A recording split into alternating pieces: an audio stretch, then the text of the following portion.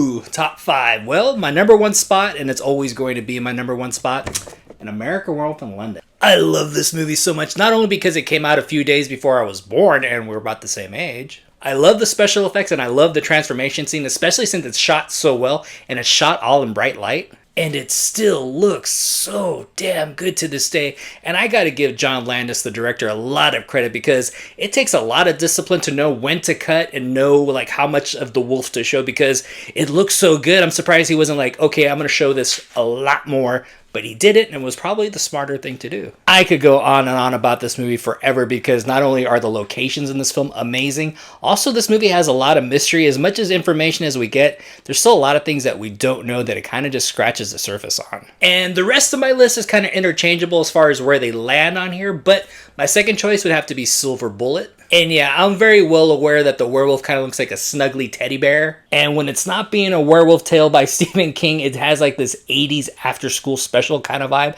I'm well aware of that. It kind of fits for me maybe because it kind of reminds me of movies that I grew up on in the 80s. I don't even think the transformation's bad in this movie at all. Not to mention Uncle Red, played by Gary Busey, is a great character. And oh my god, the score for this movie is so freaking awesome. Not enough people talk about this. My number 3 choice was a movie that I did not expect to be good, and that is Dog Soldiers. I had seen this movie at my mom and pop local video store and when I worked at Blockbuster, and I was like, man, this cover looks really cool, but I was like, this movie's probably gonna be ass. And I rented it expecting this movie to be a goof, and I was like, this movie is freaking awesome. It's kind of like Aliens meets werewolves, and I was like, this is so badass, and it works. It has all these elements that shouldn't work, but it actually does. Not to mention the cast is very likable, which is something I think is very important. If you don't have likable characters, your movie's not going to work. I really like the use of the locations that they use, and actually the look of the werewolves, kind of like more doggish looking.